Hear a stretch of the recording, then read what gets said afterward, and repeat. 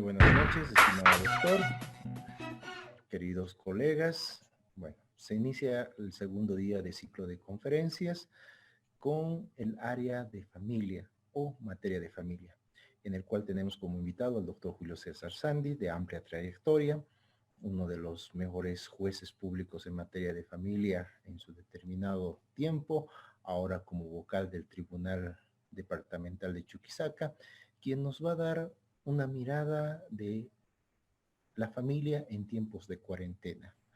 Particularmente es un gusto tenerlo al doctor participando de estos cursos. Y bueno, doctor Julio César Sandi, sea bienvenido. Es todo suyo el curso. Muchísimas gracias. Buenas noches. Esperemos que no tenga yo ningún inconveniente con el tema de la señal. Parece que está muy baja donde estoy. A todos muchas gracias por la invitación al personal de la universidad. Evidentemente creo que lo importante de esta noche es tratar de contribuir de una u otra forma con lo que el suscrito ha venido percibiendo en su condición de autoridad jurisdiccional dentro de lo que es el Tribunal Departamental de Justicia de Chuquisaca. Y evidentemente a ese efecto nos encontramos reunidos esta noche para ver lo que es familia en tiempos de cuarentena. Y para ver y hablar sobre este tema, creo que es importante tomar en cuenta de que en función a la actividad regular que se venía realizando en el órgano judicial, nos hemos encontrado con la emisión del Decreto Supremo 4196 del 17 de marzo del 2020, que decreta la emergencia nacional a emergencia del COVID-19. Esta situación ha hecho que evidentemente se emita un otro decreto supremo a los 4 días, el 4199, estableciendo la cuarentena total. ¿Por qué es importante este hito en la historia, en nuestra historia de esta noche? Porque a partir de ese momento, toda la actividad regular que se venía realizando dentro del órgano judicial ha tenido una modificación especial, toda vez de que las actividades regulares que venían desarrollándose, audiencias, procesos, en fin, han tenido un suspenso. Y como ustedes podrán ver, me he permitido presentar algunos decretos supremos que han venido después de este decreto supremo y una ley donde hace referencia a la ampliación de la cuarentena, al refuerzo de las medidas, las prevenciones, en fin, y hasta que a través del decreto supremo, más bien 4229, de fecha 29 de abril de esta gestión, se establece no solamente la ampliación de la vigencia de la cuarentena, sino se establece una cuarentena dinámica, donde en su artículo 3 ya nos dan la figura de una cuarentena total y los otros dos tipos de cuarentena en función a que en los municipios, en función a las regiones, ya se pueda establecer quiénes se suspenden actividades, quiénes van a trabajar 6 horas, quiénes todavía pueden trabajar 8 horas, en función a las actividades que realizan varias instituciones. En ese entendido, el órgano judicial, a través de la circular 11-2020 del 21 de marzo de esta gestión, emite la suspensión de plazos y también el señalamiento de audiencias con relación a medidas cautelares y las acciones de libertad.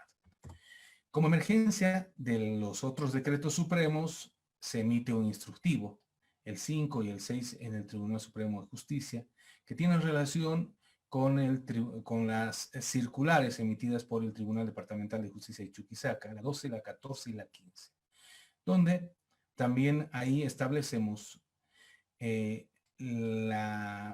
ejercicio de funciones en los juzgados de instrucción penal, juzgados públicos de niñez y adolescencia, los depósitos judiciales, estos como medidas o como los servicios que va a brindar el órgano judicial desde el Tribunal Departamental de Justicia de Chuquisaca. Así también viene una innovación a lo que comúnmente antes se hacía. Y esta innovación es la aplicación de la tecnología para poder hacer viable las audiencias y evitar los contactos con la sociedad. y a través del instructivo emitido por el Tribunal Supremo el 10 y el 15 y la circular 6 y 11 del Tribunal Departamental de Justicia de Chuquisaca, se implementan las audiencias virtuales y se empieza a aplicar el sistema Blackboard. Es en ese entendido que durante todo este tiempo hemos venido viendo que se ha emitido una determinada cantidad de normas con la finalidad tal vez de darle un ejercicio, una actividad a la institución a través de estas audiencias virtuales. Y evidentemente en la actualidad se viene realizando en materia penal, en materia constitucional, en estos procesos donde se trata de tutelar lo más posible, de atender lo más posible las situaciones de emergencia. Hace unos cuantos días hemos tratado de flexibilizar un poco más lo que es la atención al mundo litigante. Toda vez de que en el órgano judicial los jueces, secretarios, auxiliares han venido trabajando durante toda esta época de la cuarentena, llevándose los expedientes a la casa, haciendo las resoluciones en sus domicilios, haciendo el trabajo que normalmente desarrollaban en la institución en casa. Pero evidentemente ya están concluyendo con sus actividades y lo que se pretendía es poder seguir atendiendo de una u otra forma en algunos tipos de procesos en cada materia que sean especiales. Por ejemplo, esta vez se dio el pasado lunes y el martes la recepción de causas nuevas con relación en materia familiar, y era solamente los procesos de asistencia familiar, no era divorcios, no era ningún otro tipo de proceso, solamente ahí se había visto lo relacionado a asistencia familiar, y dentro de la asistencia familiar el régimen de visitas y el tema de las modificaciones respecto a la asistencia familiar y la planilla de liquidación. Lastimosamente, se ha visto que varias instituciones, pese a reclamar porque no se estaba volviendo a actividad, han retrocedido en sus solicitudes, o han cambiado o han modulado sus solicitudes y se han manifestado que sería un atentado a la salud que el órgano judicial retome sus actividades. Y la finalidad era que a través de los sistemas telemáticos que se tienen, lo que llamamos el Internet, se puedan presentar las demandas y se pueda así evitar la visita de la población al tribunal departamental. Pero en los hechos, ¿qué es lo que ha sucedido? En los hechos ha sucedido algo que no esperábamos. Se ha llenado plataforma de gente, se ha llenado con la finalidad de presentar demandas de divorcio, demandas de impugnación de filiación, demandas de negación de paternidad, cuando en la circular no se había dicho absolutamente nada con relación a eso. Y evidentemente han salido los comunicados de algunas instituciones colegiadas donde han manifestado que estuviésemos atentando contra la vida, la salud de las personas, por hacer permisible el ejercicio con relación a esta situación.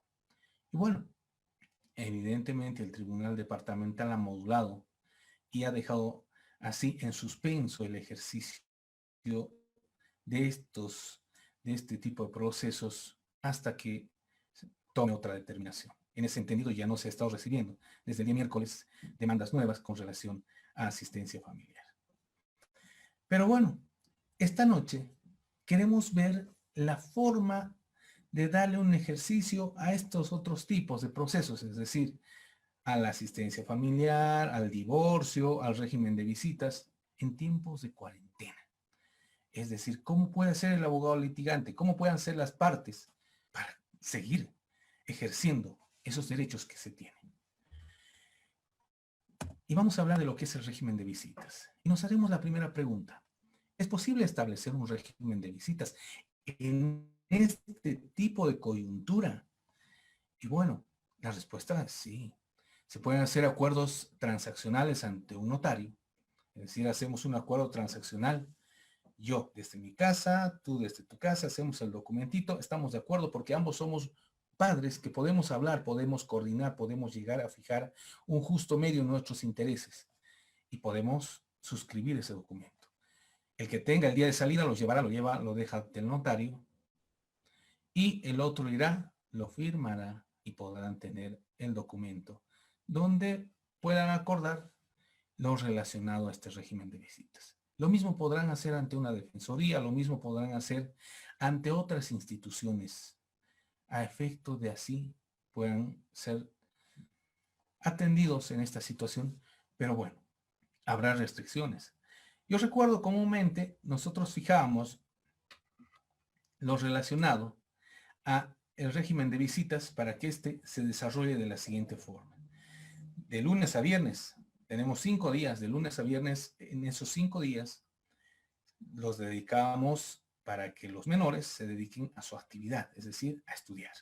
Sábados y domingos eran 2 días dedicados netamente a las visitas, a la actividad higiénica, es decir, los hijos tenían junto a sus papás que lavar la ropa, plancharla, acomodarla, ultimar detalles para que el día lunes nuevamente se empiece actividad. Y en función a eso se realizaban las visitas, ¿no? A veces el papá también lo sacaba, lo llevaba al parque, lo llevaba a un lado, otro lado, a efecto de que de generar un beneficio para el menor en el contacto que llegase a tener con el progenitor. En ese entendido, hoy por hoy, entiendo, más del 70% de las causas donde se han establecido regímenes de visita tienen fijados las visitas para sábado y domingo. Y esta es ahora una restricción normativa. ¿Por qué? Porque ahora, si bien los papás se ponen de acuerdo, no podrán firmar un documento en el que establezcan que las visitas sean sábado y domingo.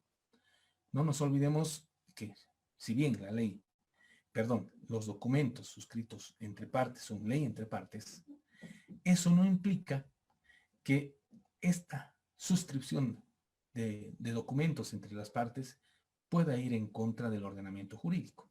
Evidentemente, nuestra legislación hoy por hoy, con estos decretos supremos, que hace unos instantes me ha permitido presentarles en pantalla, se ha logrado establecer, ¿qué cosa? Se ha logrado establecer que es imposible poder hacer uso en sábado y domingo, porque son días restringidos para la transitabilidad. Además, que los menores menores de 18 años no pueden estar andando en las calles. Y entendemos que los menores de 18 años son los que se benefician de este régimen de visitas. Entonces son 2 restricciones fundamentales para el ejercicio de este derecho de visita en este momento. ¿Qué tienen que hacer? Los papás tendrán que coordinar para poder realizar este régimen de visita en el día de abastecimiento. Es decir, van a tener que reunirse entre progenitores y ver qué día al papá que visita le tocaría salir de su domicilio. Y va a tener que hacer un esfuerzo, ¿no? Va a tener que ir a hacer su abastecimiento ese día muy temprano, hasta las 9, 10, terminar de hacer su abastecimiento y aprovechar de esa hora y media que le sobra de hacer la visita, ir a visitar al menor, jugar. No nos olvidemos que el tiempo de calidad es fundamental. Ahora seguramente no va a poder tener tiempo de cantidad, pero sí podrá dar tiempo de calidad, que es fundamental. Podrá ir, a compartir con el menor beneficiario de estos minutos de oro y disfrutar y tratar de encapsular todo el día que antes tenía para poder disfrutar con el menor en esos minutos, ¿verdad?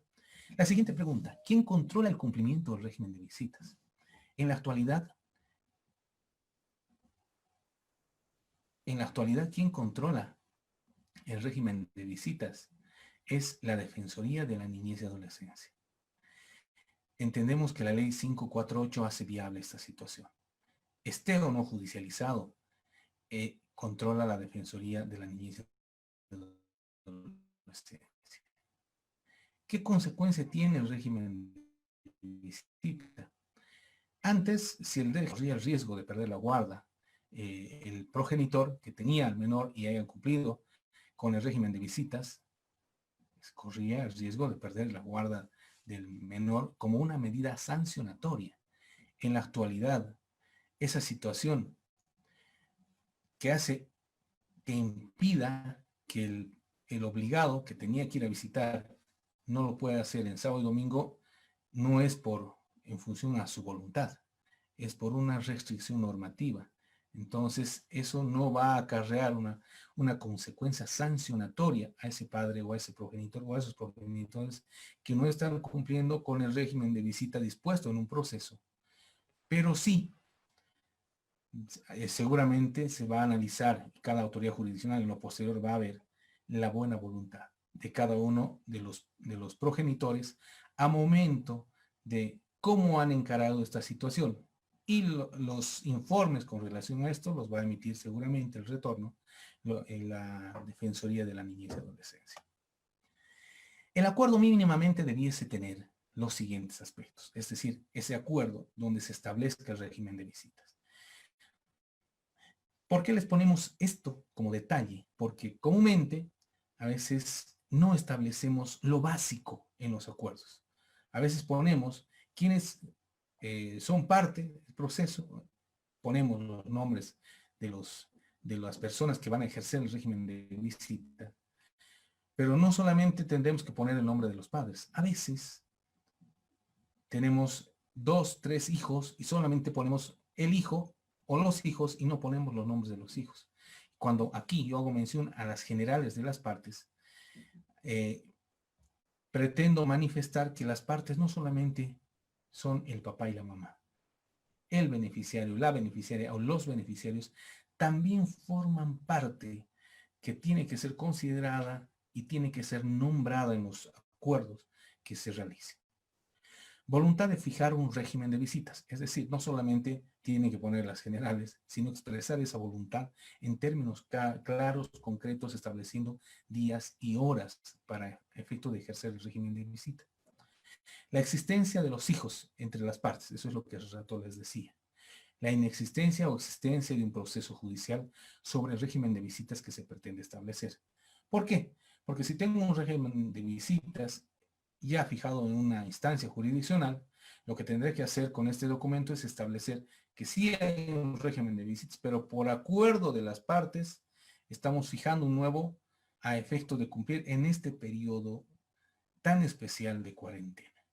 Pero si no se tiene ese proceso en esa instancia jurisdiccional, también se deberá hacer mención a efecto de que la Defensoría vaya tomando nota, porque una vez que tengas el documento, lo primero que tienes que hacer es ir a la Defensoría a efecto de que se encargue del control, tienen o no tienen esa posibilidad, o han llegado o no al acuerdo, en fin, ¿no? Entonces la Defensoría no va a adivinar, tiene a uno de los progenitores que concurrir a dar parte para que así se vaya controlando el cumplimiento de la misma. La excepción del o los medios de comunicación procesal, es decir, perdón, la expresión de los medios de comunicación procesal. ¿Eso qué implica? Que las partes deberán expresar el correo electrónico, WhatsApp, Telegram o cualquier otro medio telemagnético que haga viable la comunicación procesal entre sujetos, a efecto de ¿qué? De que la Defensoría pueda convocarlos en cualquier momento para que puedan tener ya sea reuniones, así como en este caso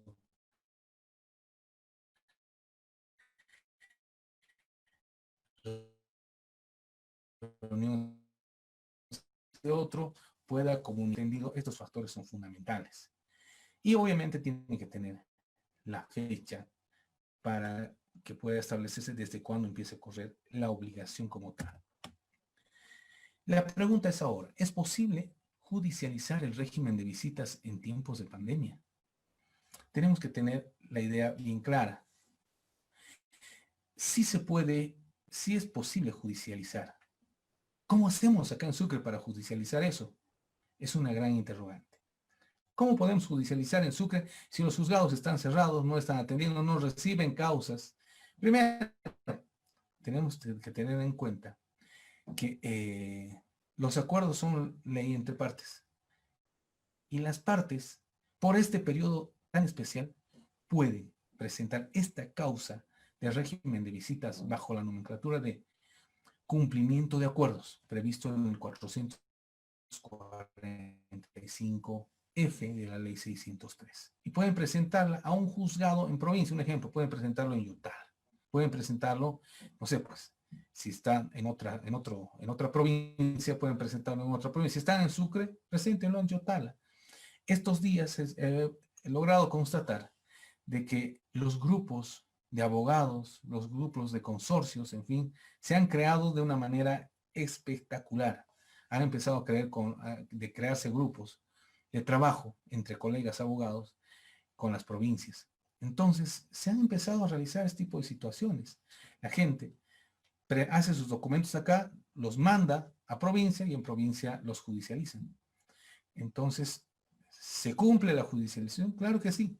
Dan parte a la Defensoría de la Niñez y Adolescencia. La Defensoría tendrá que hacer el seguimiento de un supuesto incumplimiento y dará parte al juzgado en provincia. O sea, no hay mucha situación que pensarla, pero sí es posible. Claro que es posible. Hay juzgados que pueden atender, claro que sí. No nos olvidemos que la ley 025 hace viable que el tema de competencia con relación a este tipo de situaciones, cuando ambas partes expresan su voluntad de establecer la competencia ante una determinada autoridad jurisdiccional, pueden hacerlo. Más aún cuando en el documento puedan poner que es por este tiempo de cuarentena. Entonces tendrá su inicio y tendrá su fin. Y eso hará viable que se pueda garantizar lo que es el cumplimiento de esta situación que es el régimen de visitas. Una vez judicializado el régimen de visitas, ¿podrá modificarse en tiempos de pandemia? Evidentemente, esto tendríamos que tomar en cuenta. Y sí, siempre y cuando exista estas tres situaciones. Primero, que exista un sistema de comunicación virtual, que en este caso lo existe, el sistema Blackboard, ¿no? Que atiende a los asientos jurisdiccionales en todo el país. Entonces, ¿tenemos un sistema? Claro que sí. La comunicación procesal debe estar establecida para que las partes se enteren cuando una de las partes pida modificación, pida que se cumpla el acuerdo, en fin. Entonces la otra parte va a poder recibir la comunicación procesal a su celular, a su correo electrónico, y así va a poder estar atenta para una supuesta audiencia que se pueda convocar. Y tercer aspecto, tiene que haber la instancia jurisdiccional, que en el caso presente sería ese juzgado en provincia, que va a tener que atender, que va a poder atender en este caso, y no va a poder decir, no, yo no atiendo porque estos señores viven en Sucre y tienen que ser conocidos en Sucre. No hay esa situación. Las normas son claras. La 025 va a ser posiblemente aplicada con el consentimiento de las partes para efecto de darle la competencia a la autoridad jurisdiccional en provincia. Es más, ¿no? Entendemos que todo progenitor tiene la voluntad de velar por el mejor interés de su hijo, y se va a demostrar en este tipo de situaciones que eso va a poder ser viable. ¿Es posible compensar el régimen de visitas fijado? Es la pregunta. Y evidentemente tenemos que tomar en cuenta que si bien durante estos 3 meses el papá no ha podido visitar porque sus visitas eran sábado y domingo, y ahora quiere pedir una compensación, no es viable. Menos para cuando venga. Entonces tendrá que ver la forma de hablar con la Defensoría para que interceda a efecto de qué, de que puedan modificar esta situación. Y va a tener eso sí que atenderse a un juzgado acá de Sucre, si el proceso ya sí, más bien el régimen de visita ha sido fijado en un juzgado de Sucre. Ahora, si esto ha sido en alguna de las provincias bajo esta idea que acabo de darles, entonces ahí sí podrá ser modificado, pero no es factible hablar de una compensación con relación a esto. ¿Por qué? Porque evidentemente esto emerge de una situación que no ha sido prevista, es de fuerza mayor y no es factible que las partes puedan utilizar esa situación para pretender adquirir una compensación.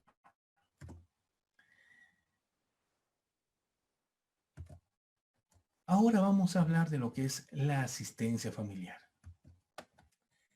Si hablamos de asistencia familiar, nos preguntamos, ¿se podrá presentar una demanda de asistencia familiar?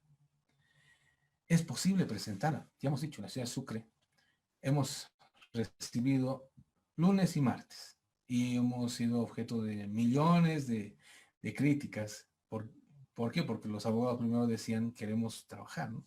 Y evidentemente estas son formas de trabajar. El presentar una demanda de asistencia familiar es generar recursos para un profesional abogado.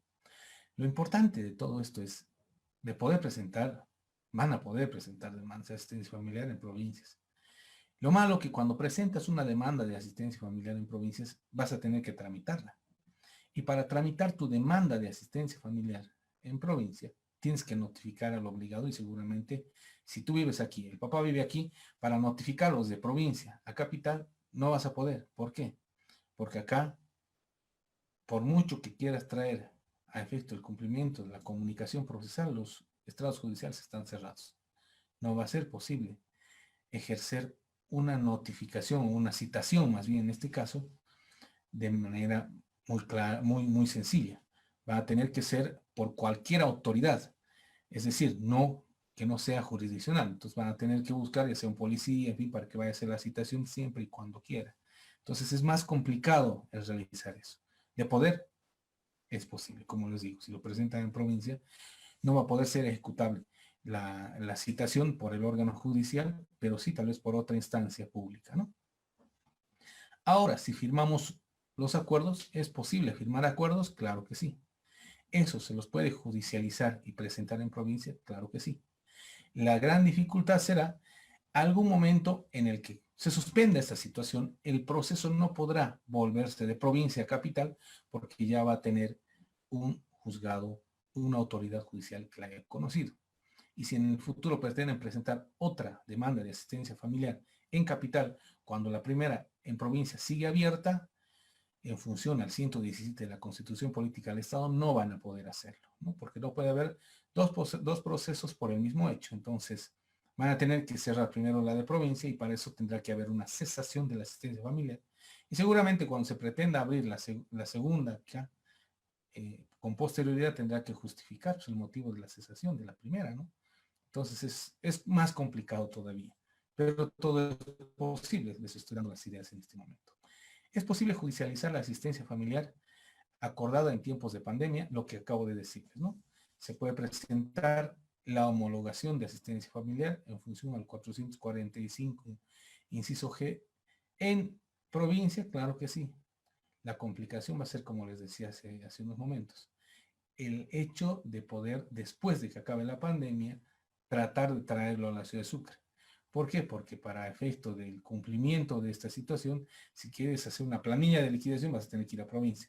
Si quieres hacer cualquier situación, vas a tener que tramitar en provincia. Entonces, la complicación se genera en función a eso, ¿no? Después, es posible hacer.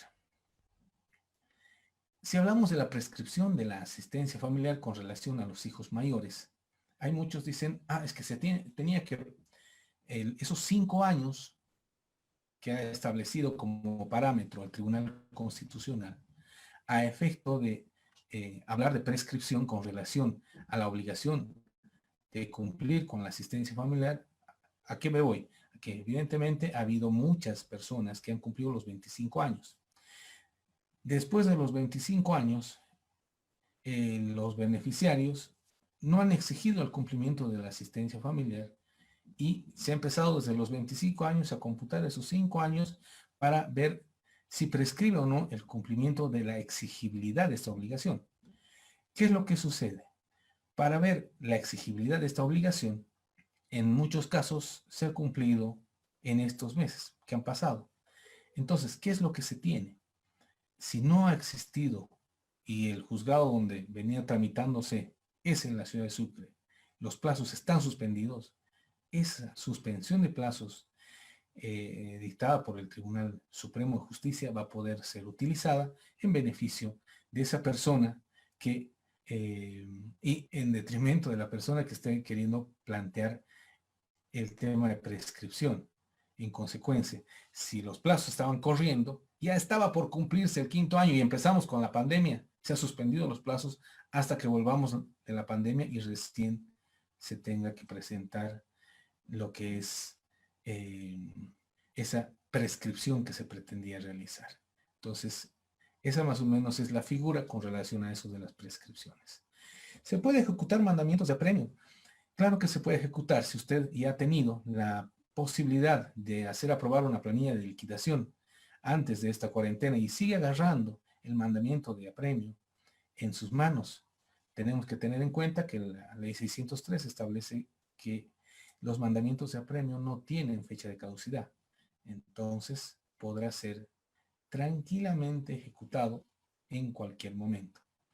Lo que hace ver que aquellas personas que no han cumplido con su obligación asistencial, pues seguramente van a poder, van a tener que ser apremiados por los beneficiarios, ¿no? O por los que representan a los beneficiarios.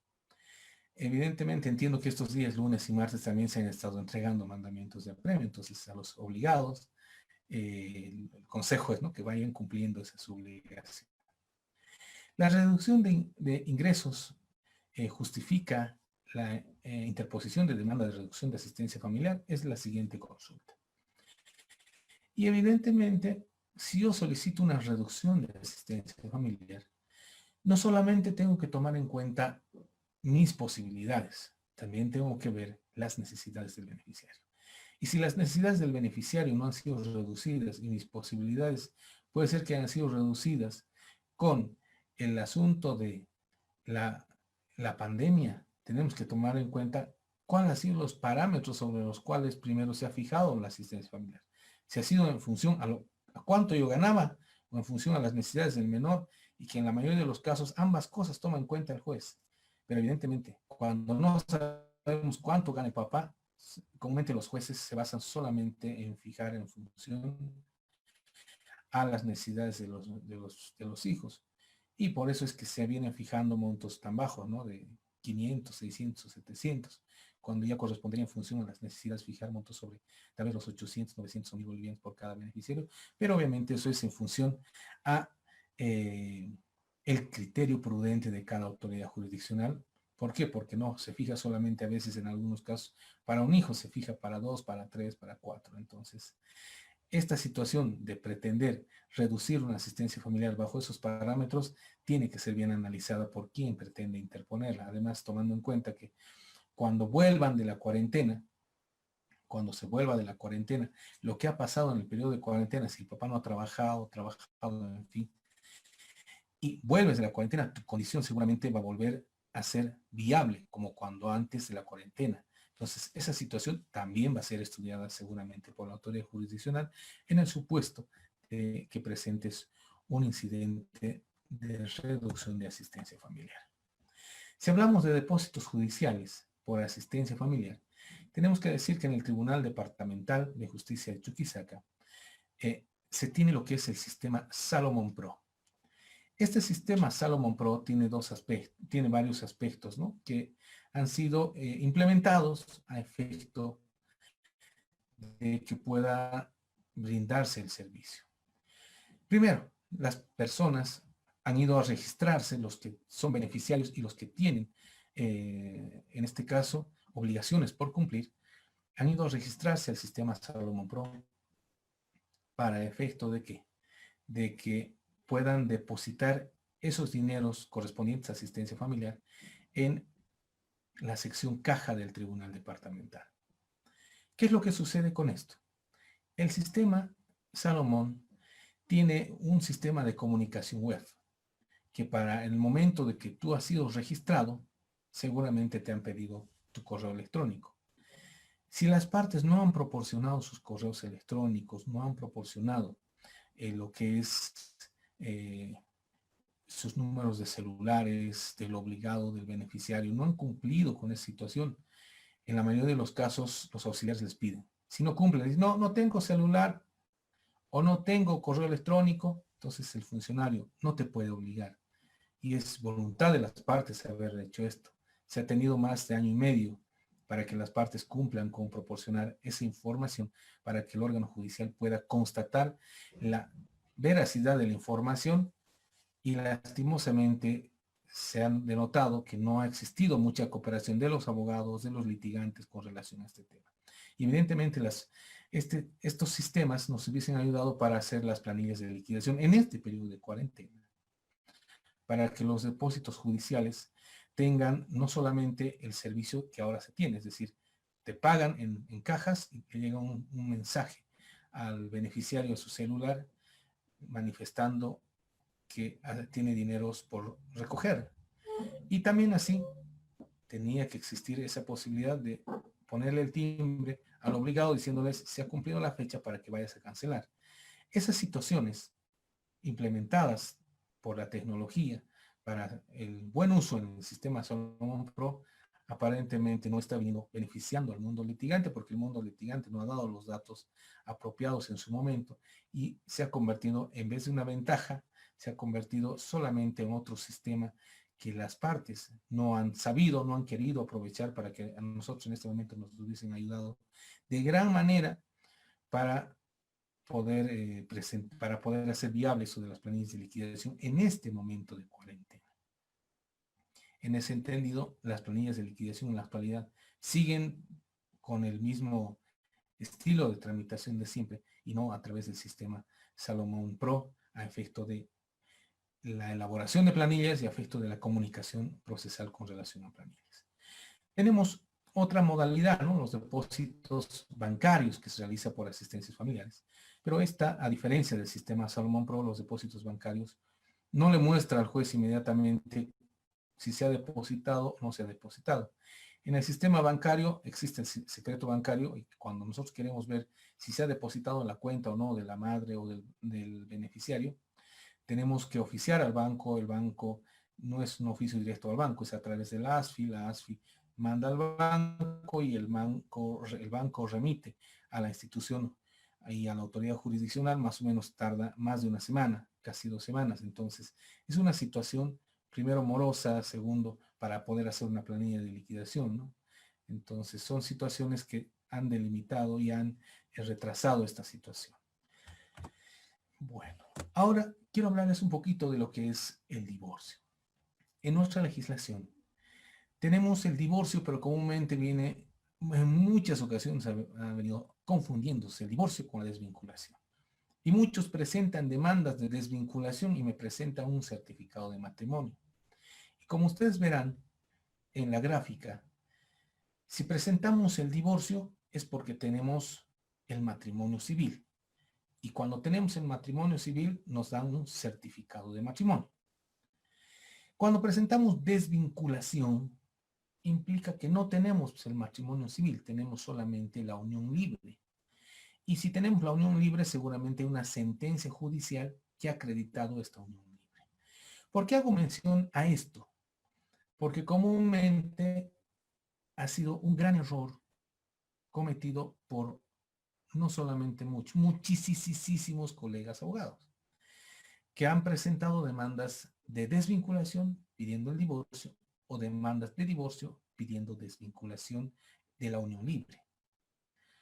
Entonces, son situaciones que hacen que me he permitido puntualizarlas en este momento. Pero bueno, vamos ahora hacia el fondo. Decíamos que tenemos la demanda de divorcio.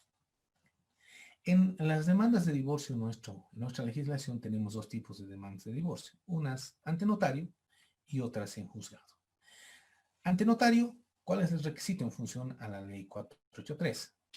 El requisito es que la persona que se va a divorciar no tenga hijos o que los hijos tengan más de 25 años, no tengan bienes y establezcan que no se pretende fijar nada con relación a asistencia familiar. Entonces, la demanda de divorcio será presentada bajo estos parámetros en notaría y que en la actualidad vienen aplicándose, vienen sucediendo. Por otra parte, la otra figura para poder interponer una demanda de divorcio es a través de la ley 603, donde se entiende que ahí sí se puede conocer lo relacionado a la guarda de los hijos, a las visitas, a la división y partición de bienes, a la asistencia familiar. Entonces, si alguna de estas situaciones ingresa en las necesidades por solicitar dentro de la demanda de las personas, tendrán que hacer la mención. Ahora, nos vamos a lo siguiente. ¿Qué pasa con las demandas judiciales en tiempos de pandemia? Hemos dicho que las demandas notariales es posible presentarlas en las notarías, evidentemente.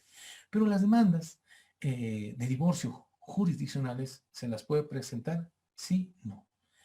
Si las presentamos acá en Sucre, no las vamos a poder presentar. Por la misma figura, bajo la misma idea que hace rato les daba de que se pueda presentar. O si quieren divorciarse, acá pueden presentarlo en provincia. Pueden ir a Tarabuco, lo presentan, mandar a algún colega, el colega acá lo manda a su homólogo de allá, donde los dos estén firmando, tengan la voluntad de divorciarse, y evidentemente se podrá realizar el divorcio inmediatamente allá en la población de Tarabuco. Hay una situación. Si vas a discutir no solamente divorcio, al margen del divorcio, quieres discutir la guarda, quieres discutir el tema del régimen de visitas, en fin, si no ha sido consensuado es mucho más complicado. Se sido consensuado, es mucho más sencillo. Eso ya cada uno de los abogados va a poder explicarles. Pero aquí hay una situación y un punteo que quiero hacer. Si dentro de la demanda de divorcio quieres pedir asistencia familiar, tienes que tener en cuenta que toda planilla en lo posterior, esas situaciones, hasta después de que acabe la pandemia, va a tener que ser tramitada allá en la población o en la provincia donde presentes la asistencia familiar dentro del divorcio. Pero si lo presentas por cuerdas separadas, si presentas el divorcio allá y esperas para presentar la asistencia familiar en la ciudad de Sucre, no hay ninguna dificultad. El divorcio puede salir ya y pueden ver esa situación de manera amigable, lo relacionado a la asistencia familiar o el cumplimiento de las obligaciones que se tengan emergente de esto. Bueno, con relación a lo que es el divorcio, decíamos que es posible presentarlo ante notario de fe pública. Esto en función a la ley 483. ¿Qué se necesita? Se necesita que exista una petición escrita por ambos y presentar el certificado de matrimonio y el acuerdo regulador, que son los tres aspectos fundamentales para que el notario te reciba una demanda de divorcio. ¿Qué es lo que tiene que contener mínimamente el acuerdo regulador? Tendrá que contener las generales de las partes, es decir, los nombres, domicilios, correos electrónicos y todo lo demás de los sujetos procesales. La voluntad de divorciarse. Además, la inexistencia de los hijos, la inexistencia de bienes gananciales, la renuncia expresa a cualquier forma de asistencia familiar y la fecha del documento. Estos son los requisitos fundamentales, toda vez de que el que se divorcia no tiene que tener hijos o señalar que sus hijos tienen más de 25 años, a efecto de que esta es una situación que tiene relación con la misma asistencia familiar, es por eso que se fija este como parámetro. En consecuencia, estos factores tienen que ser considerados y los mencionaba para que los colegas tengan en cuenta y puedan tomarlos en cuenta al momento de faccionar los documentos para su posterior presentación ante notaría. Ante notaría, el trámite de divorcio se lo presenta. Posteriormente, en la notaría se va a labrar un acta de ratificación de la voluntad de las partes. La misma se va a protocolizar y se saca un testimonio, y el testimonio es el que se lleva al CERESI. En el CERESI se va a proceder a la cancelación de la partida de matrimonio. Si la demanda es presentada ante el juzgado, ¿qué es lo que se deberá hacer?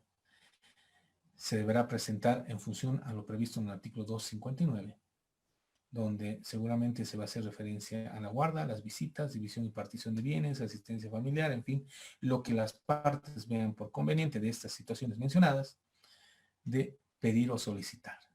Y para acreditar cada una de estas tendrán que adjuntar la prueba. Un ejemplo, ¿no? Si presento demanda, estoy pidiendo un divorcio, tengo que adjuntar el certificado de matrimonio.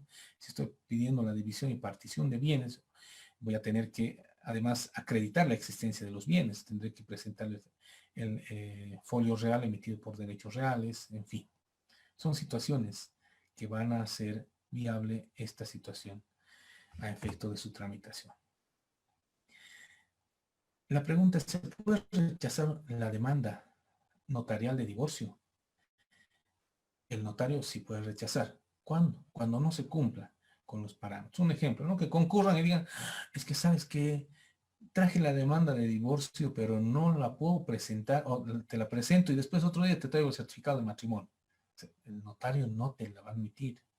¿Te puedes rechazar? Claro que sí. Le vas a pedir, entonces, rechazame por escrito. Y el notario, quédese con toda la buena voluntad que tenga, si no presentas un requisito fundamental, como es ese, va a rechazarte, ¿verdad? Entonces, de poder, sí se puede. ¿Cuándo se designa defensor de oficio? Para designar defensor de oficio puede designarse en los procesos ordinarios en dos tipos de situaciones. Y esto quisiera que tenga muy en cuenta. Primero, cuando una persona demanda en un proceso, la otra no contesta, pero se conocía el domicilio, se designa un defensor de oficio, pero directamente para la audiencia, porque se conocía el domicilio. Entonces se designa el defensor de oficio para la audiencia ¿Y por qué no se designa y se le da nuevamente el plazo? Porque estaríamos dándole doble plazo a esa parte demandada que no ha contestado, porque le estaríamos dando un nuevo plazo a través del abogado defensor de oficio, pese a estar vencido su plazo. Entonces eso no puede hacerse. Tiene que solamente designarse el abogado defensor de oficio y convocarlo a juicio. No le podemos dar un nuevo plazo porque sí se estuviera rompiendo el debido proceso, porque esa igualdad que tenían las partes se estaría rompiendo. Esto ha sido en el primer caso cuando se tiene domicilio. Cuando no se tiene domicilio es porque se desconoce el domicilio. Entonces se lo tramita, la demanda se lo designa defensor de oficio después de haber notificado o citado más bien a través de edictos. Si después de haber sido citado a través de edictos se designa defensor de oficio, corresponde dar el plazo. ¿Por qué? Porque el otro puede ser que nunca se haya enterado o no se entere, porque además se desconocía el domicilio. Por eso se lo ha citado por edictos, entonces sí corresponde darle un plazo para que responda a la demanda y ejerza la defensa. Entonces son dos tipos de defensores de oficio. El primer tipo de defensor de oficio es aquel que se designa cuando se conoce el domicilio, y en el segundo caso cuando se desconoce el domicilio. En ambos casos, los defensores de oficio tienen la misma obligación y responsabilidad. Siguiente pregunta. ¿Puede haber contrademanda en el tema de divorcio? Se entiende, como hace rato nosotros hablábamos, que cuando quieren divorciarse y van a un notario, sí o sí tienen que ir ambos. O sea, tienen ambos que expresar su voluntad de divorciarse. No puede uno agarrar, presentar su voluntad de divorciarse y el notario va a ir a buscarle al otro. Eso no va a suceder. Ambas partes tienen. Y no va a esperar el notario que existe una contrademanda o cosa parecida. No es un trámite jurisdiccional ante notario, es directamente un trámite netamente administrativo. Esa situación hay que tenerla presente. ¿Qué pasó con las audiencias programadas en este periodo? En este periodo, evidentemente, se ha cortado se ha realizado la suspensión de plazos, y las audiencias que estaban programadas para esos días donde ya se han suspendido los plazos, evidentemente tienen que ser objeto de reprogramación. ¿Eso qué va a implicar? Que seguramente al retorno, las partes, porque los plazos están suspendidos, al retorno las partes tendrán que solicitar a la autoridad jurisdiccional la fijación de la audiencia. Hay que hacer la distinción, ¿no? Hay procesos en los que debe haber impulso procesal de oficio y hay algunos procesos que no. Entonces, esa situación debe tomársela en cuenta por el mundo litigante. Vamos a ver lo que es la actividad notarial. Últimamente, y en este periodo de pandemia, se ha vuelto fundamental la actividad notarial para coadyuvar con la administración de justicia en función a la normativa. No nos olvidemos que en materia familiar se hacen muchas cosas a través de notaría, a efecto también a veces de ganar tiempo, de resguardar un derecho, de cumplir con obligaciones, en fin. Entonces, la actividad notarial en los procesos familiares ha sido fundamental en este periodo de suspensión de plazos, de paro de actividades y en este periodo de pandemia. Entonces, por ejemplo, hablamos del uso de la escritura de poder. En varios casos se ha utilizado las escrituras de poder. ¿Para qué? Para casarse, sí. Para divorciarse, también. Se han utilizado escrituras de poder, donde la persona estaba acá, pero no podía viajar, entonces ha mandado el poder, y a través de ese poder se ha logrado realizar los divorcios, matrimonios en diferentes lugares, aunque los matrimonios han sido suspendidos, pero los divorcios sí se han logrado tramitar a través de un otro notario en otra ciudad, en fin. La fijación de la asistencia familiar sí se ha podido establecer a través de documentos con escrituras de poder, la fijación de la asistencia familiar. Pero aquí hay una situación. Han realizado poderes donde han facultado cesar la asistencia familiar. Y aquí hay que tener en cuenta dos aspectos. Y más abajo yo les puse entre paréntesis que tenemos que considerar los derechos disponibles y los derechos indisponibles. ¿Qué significa esto? Por ejemplo, si la mamá ha solicitado asistencia familiar, para un hijo menor de edad, ese hijo menor de edad ha tenido, es decir, la madre lo ha hecho solicitando los derechos que ese hijo tiene. Esos derechos ahora ella, después de haber pedido, no puede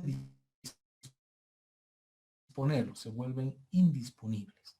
En ese entendido, no va a poder renunciar la madre a los derechos de su hijo, son indisponibles. Ella puede pedir, pero no puede renunciar.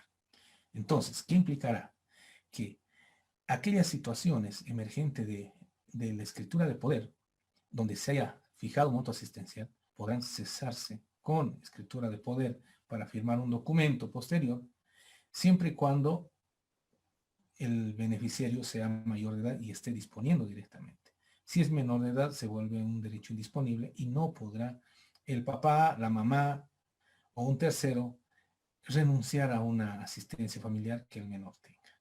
¿Ya? Bueno, se pueden además con poder suscribir documentos de cesación de asistencia familiar, pero tomando en cuenta esta situación que acabo de manifestar.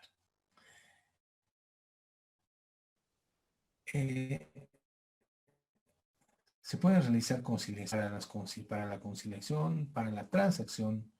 Dentro, las conciliaciones, entendemos, son dentro de procesos judiciales y las transacciones son aquellos documentos firmados fuera de los procesos judiciales. En ambos casos, cuando se interviene con escritura de poder, evidentemente las escrituras deben tener esa facultad expresa para cada caso en particular.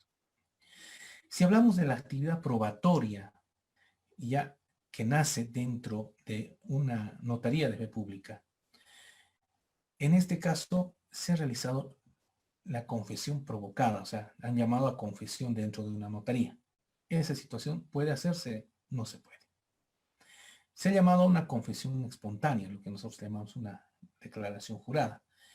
Pero tenemos que tener en cuenta que la declaración jurada nace emergente de situaciones particulares y propias de uno mismo. Lo que implica que yo puedo ir a hacer mi declaración jurada piropeado. Eso sería una declaración testifical, de atestar lo que he visto, lo que conozco y lo que sé y percibido de alguna forma. Pero lo otro es una declaración jurada emergente mía.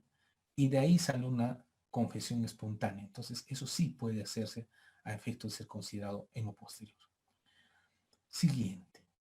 La confesión judicial.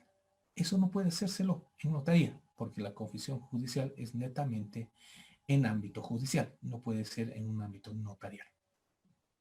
Siguiente. La declaración jurada.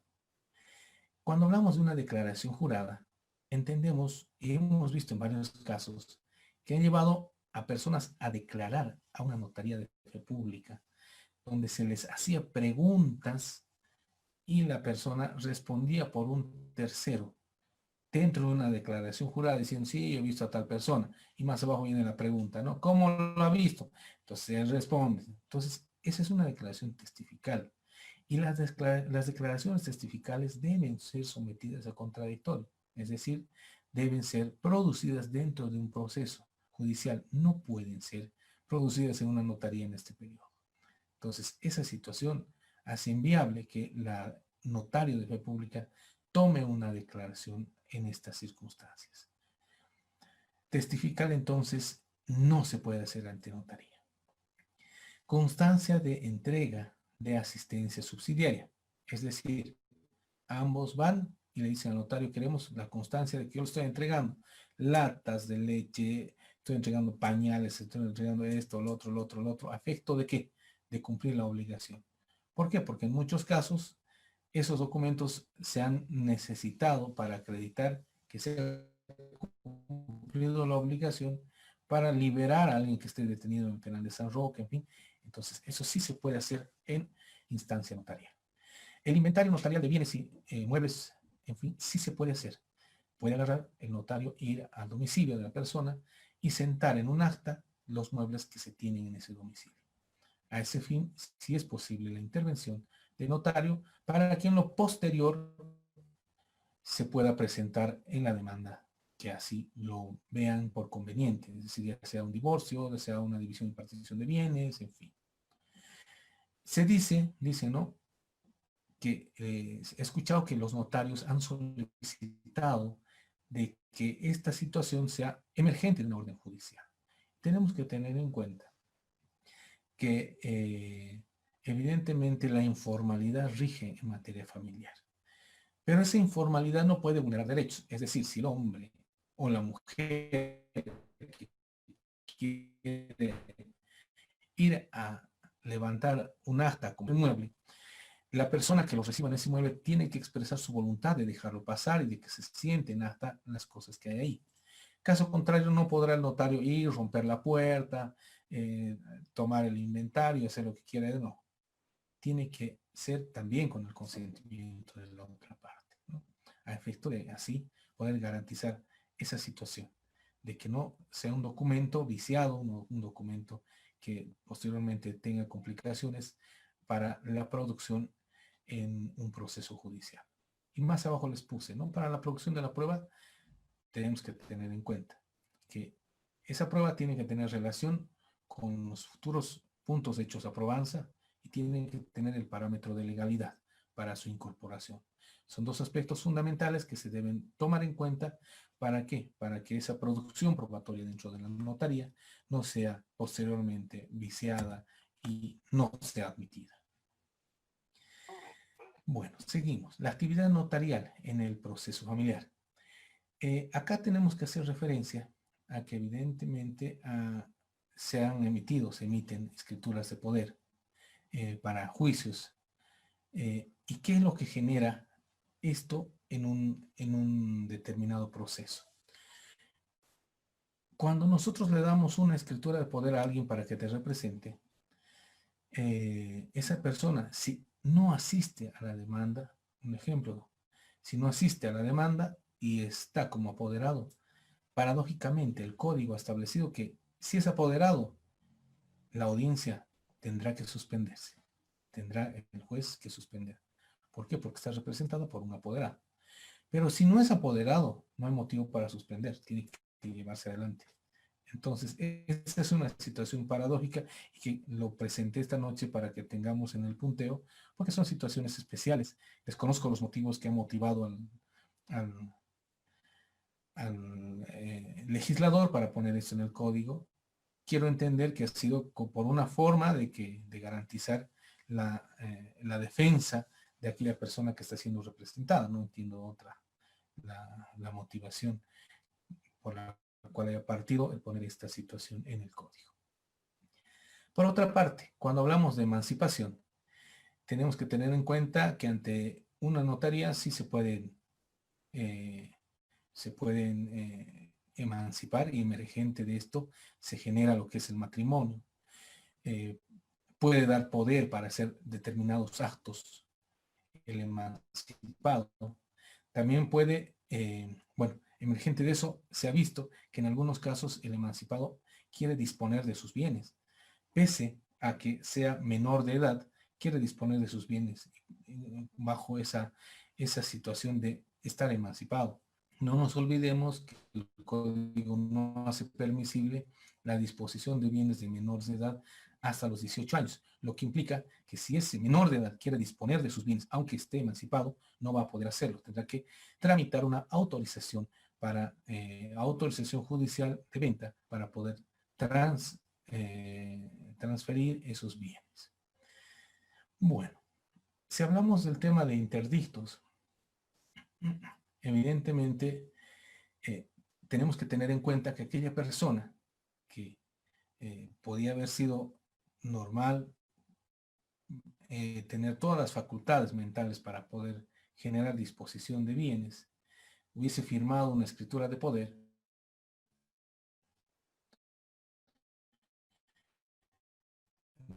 entonces, es objeto de algún accidente, alguna situación así, y se ve discapacitado para poder realizar algunas actividades de disposición de sus bienes, en fin, las ventas del apoderado van a ser susceptibles de revisión y de nulidad, y las ventas propias que realice él. Entonces las ventas que se realicen después de esa discapacidad podrán ser objeto de nulidad y las ventas anteriores no, sean de manera directa o sean a través de apoderados. Estas situaciones me han permitido esta noche exponerlas, queridos colegas, amigos, compañeros, a efecto de que ustedes puedan conocerlas y podamos compartirlas con todos ustedes.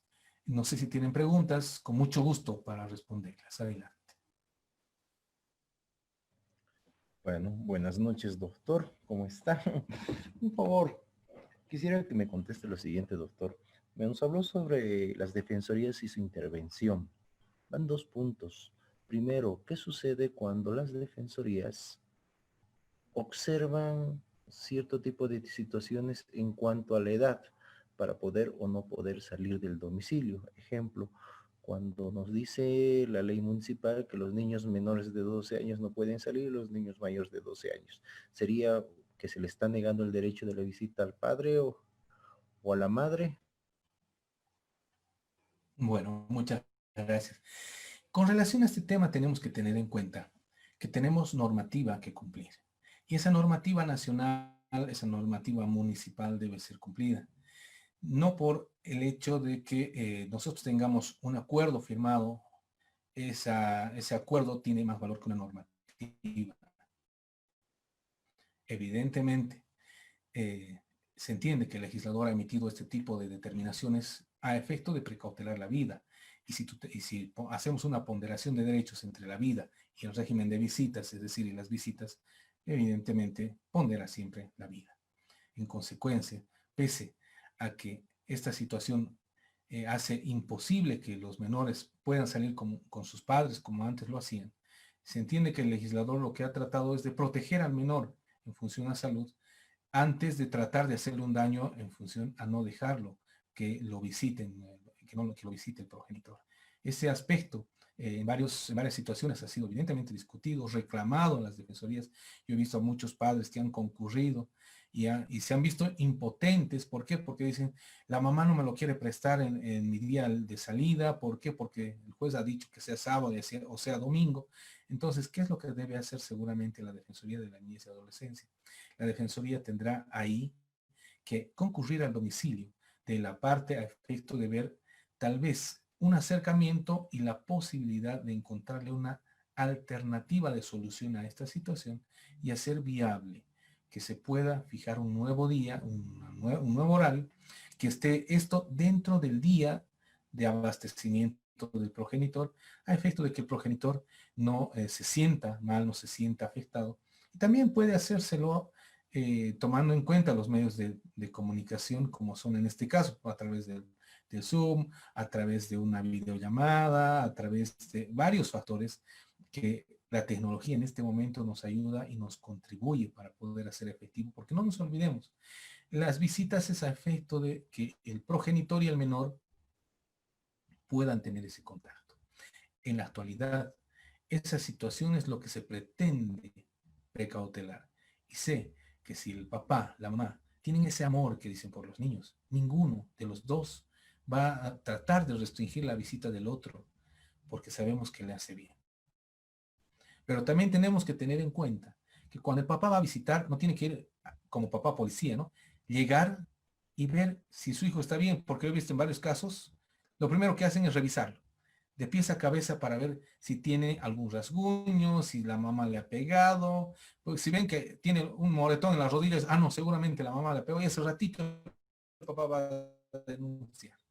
Y no se percata si el hijo se ha caído, se ha hecho una cosa, o dice, no, la mamá no lo está cuidando bien, yo voy a pedir que se quede conmigo y lo quiero quitar. Entonces, creo que ambos progenitores tienen que empezar a pensar que el que se beneficia de la visita, más allá del papá y la mamá, son los hijos. Porque los hijos se forman, los hijos están empezando a captar todos los comportamientos de los progenitores con esta situación. Los hijos se forman del progenitor y al formarse del progenitor están captando todo lo mejor posible y lo peor posible de ellos. Y si nosotros les transmitimos lo peor, es decir, les transmitimos peleas, gritos, insultos, amenazas, no le veo ahí que sea algo que aporte a la formación de estos menores.